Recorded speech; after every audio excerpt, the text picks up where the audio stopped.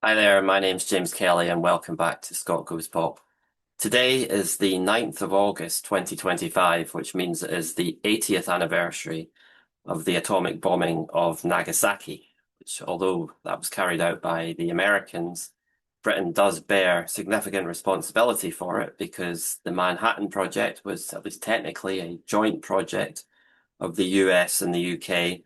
And under the agreement which set up that collaboration, British consent was required before any weapons developed by the Manhattan Project were actually used. So Britain had to sign off on the bombings of both Hiroshima and Nagasaki. It's interesting. I was looking at the dates on which all of this happened, and the British consent was given on the 4th of July, 1945. And I don't know if it's just a coincidence, but that was the day before the 1945 general election, which brought Labour to power in a landslide.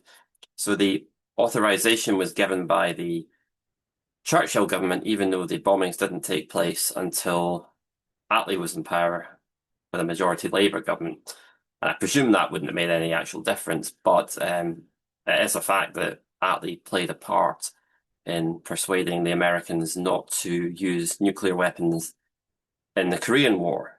But of course, that was several years later when the effects of nuclear weapons were better known. Up to 80,000 people died as a result of the Nagasaki bombing. It was the second use of a nuclear weapon in warfare, and it was also the most recent use of a nuclear weapon in warfare to date.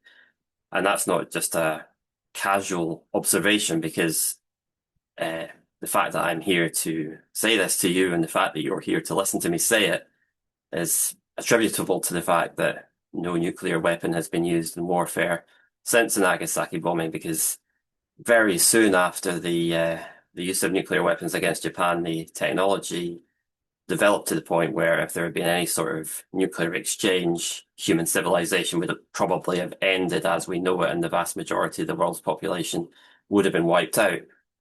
So you'd think the fact that the world has successfully navigated and survived the last 8 decades of this existential danger of nuclear weapons would mean that we've learned the absolute sacred fact that nuclear weapons simply cannot be used ever again.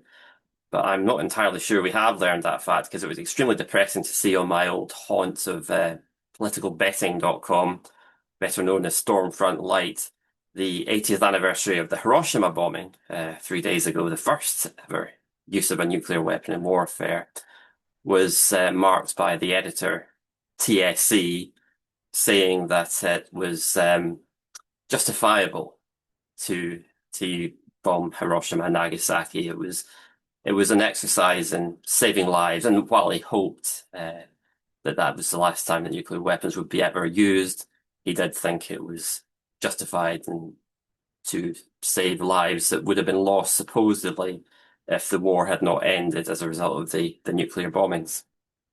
It perhaps wouldn't have been quite so bad if he had said that obviously we know things now that we didn't know then, and it just by the standards of knowledge at the time, it may have seemed acceptable to use nuclear weapons in an attempt to end a war more swiftly and supposedly save lives. But there was no qualification of that sort. So by that logic, it remains perhaps acceptable to use nuclear weapons to save lives in TSC's view. And if you once you accept that logic, once you embrace that logic, it's inevitable that nuclear weapons would be used, and it's inevitable that human civilization will end. Somehow we have to learn that fundamental lesson without having the vividity of the actual lesson of a nuclear explosion taking place in a city and killing hundreds of thousands of people. We have to learn that lesson without another demonstration of the destructive power of these weapons, because we wouldn't survive that demonstration in all probability. And even leaving aside the special nature of nuclear weapons, it's just moral bankruptcy for TSC to say that it's perfectly okay to commit war crimes, which the atomic bombings undoubtedly were, in pursuance of an indirect benefit, of saving lives elsewhere. Or, where would that logic end? You could kidnap a child and threaten to murder the child if that might deter some other country from invading another. I mean, the whole point about war crimes is that they are unacceptable in all circumstances and they cannot be justified by any hypothetical benefit. It is, of course, highly doubtful anyway that the real purpose of the atomic bombings was to curtail the war or to save lives. It seems much more likely that the main rationale was uh, to stop the Soviets getting heavily involved in the war against Japan, because that might have led to perhaps joint occupation of Japan. Would have put the Americans at a strategic disadvantage. They wanted to occupy Japan on their own and to have that base in the Pacific uncontested, and that probably was the real purpose for committing mass murder in Hiroshima and Nagasaki. It's interesting, though, that there are some people who accept that that might well have been the reason and it wasn't a virtuous reason, and yet they nevertheless argue that the fact that there was some other purpose to the atomic bombings other than simply to commit mass murder means that it can't be classed as genocide, which I find a very odd argument. Could you therefore argue, for example, that because the Nazis benefited from the Holocaust beyond simply the destruction of an ethnic group that they hated, they did benefit from it in other ways? They took charge of Jewish property and wealth, and so they enriched themselves as a result of the Holocaust. Does that mean that wasn't a genocide because there was some other purpose to it? And doesn't have to be a virtuous purpose. As long as there was some other purpose, the argument is that the atomic bombings couldn't have been genocide. And of course, there's always the argument that's used in terms of Gaza as well, that because the entire Japanese population wasn't wiped out, it can't have been genocide. Well, that doesn't hold any water, of course, because the definition of genocide, the official definition of genocide, makes clear that it's about the destruction of the ethnic group in whole or in part. And there's no doubt that the atomic bombings resulted in the partial destruction of the Japanese ethnic group.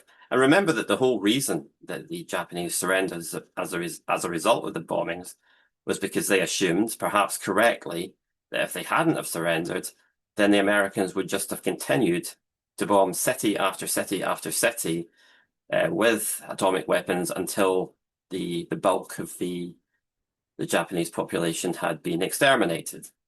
And therefore, you can see the two bombings that did occur as simply the partial effect of what might have happened if the process had been allowed to continue. And if it had continued, you would have had a Holocaust on a scale of the of what happened to the Jews in Europe.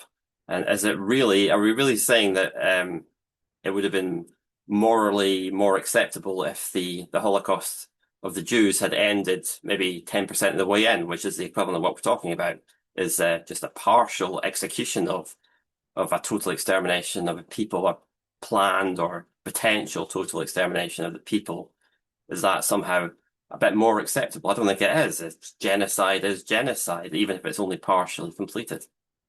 And so comprehensively have we failed to learn this key cardinal lesson about the fundamental unusability of nuclear weapons, that we now have European leaders, including, of course, Keir Starmer, for their own political benefit, hyping up the prospect of a nuclear threat from Russia, which may well be fictitious, but by hyping it up, they turn it into something real, and the threat becomes real, and just we may go back to nuclear attack drills and children hiding under desks and things that we don't need to be doing in the 21st century, and we shouldn't be doing because we don't want to create that reality of being one step away from nuclear conflict, which can so easily lead to nuclear conflict actually happening. And the fact that European Union leaders have been so enthusiastic about hyping up this possibly fictitious Russian nuclear threat has, I suppose, made me question my own enthusiasm for an independent Scotland rejoining the European Union, as of course has the moral bankruptcy of the European Union stance on Gaza. As far as the Scottish independence movement is concerned, unilateral nuclear disarmament has always been one of the core beliefs of the movement. And now that we have a situation where there is a an international treaty in effect in dozens of countries around the world which completely bans nuclear weapons, I would suggest it is unthinkable that an independent Scotland wouldn't be a full signatory to that treaty, and that may or may not be inconsistent with NATO membership, but I think there are some people in the SNP who think that NATO membership comes first and is any sort of involvement in the treaty is an optional extra. I would say it's the other way around.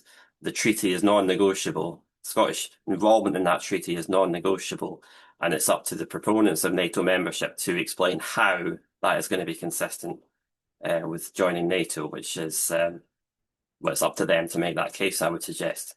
So anyway, that's it for now. Thank you for watching, and please subscribe to my channel if you're enjoying this content. For now, see you later.